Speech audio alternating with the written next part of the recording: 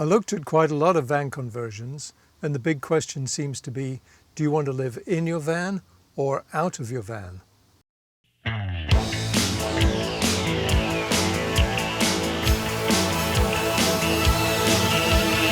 all part of the web of life, and we are all connected. And as we affect a single strand, the whole web is affected.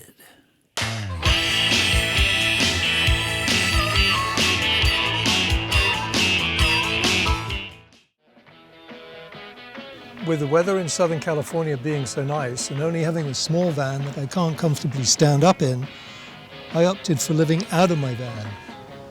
So I designed the interior mainly just for sleeping and sitting, with a table and power outlets and easy access to my food drawer. This way I can sit or sleep opposite the open door and enjoy the view.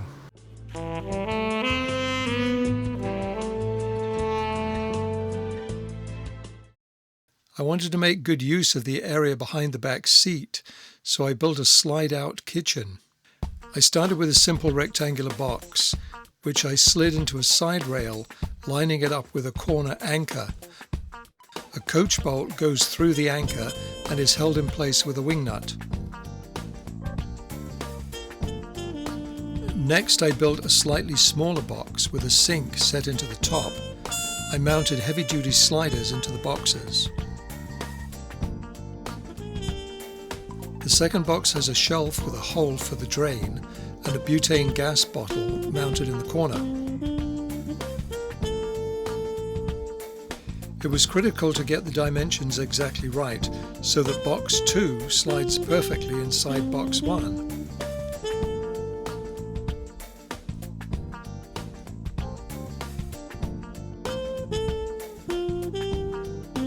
The third section is just a base and the front.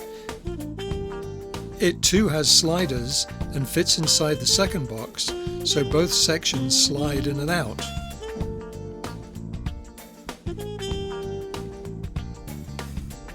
I got a 2-burner camping stove, which goes on the base of the small drawer section and attaches to the hose from the gas bottle. Then everything slides away neatly. This will work for any kind of van or SUV, and a great way to go if you have limited headroom inside. Because the engine is in the back of my van, I had to make a modification to make sure that I can still get into the engine bay to check things like power steering fluid and fan belts.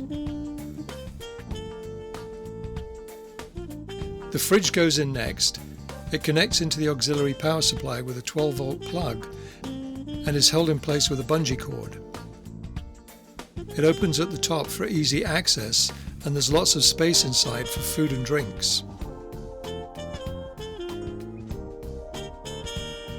Along the side I built a cabinet with sliding doors for storage of food items and a cutlery box.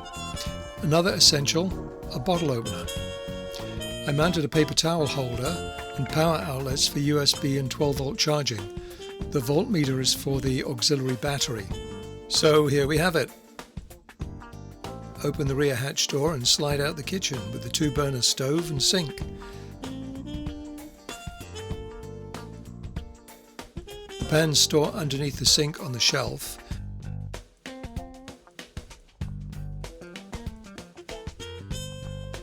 Plates store in the sink.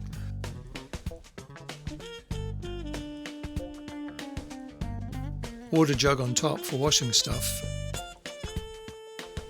And a cutting board. There's a bolt to keep the unit in position sideways and a hose which connects to the drain pipe of the sink, so when I remove the plug, the water drains out into a bucket. With my kitchen popped out of the back, sheltered by the tailgate, this effectively adds another whole room to my home on wheels. It all packs away quickly and securely. As this is an older vehicle, I always carry a toolbox and plenty of drinking water. All clear for takeoff. Another nice feature is that when I'm inside the van, I can access the sink and fridge as well as the water jug. This makes it very convenient for eating inside.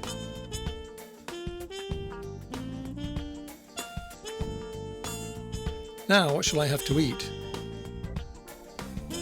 Mixed nuts, awesome. Well, this is it, ready to go camping. But one more thing before I go. Smog check.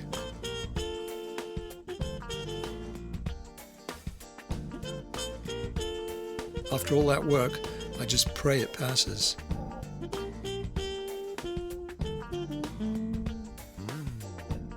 Yay, it passed! So now I can go camping.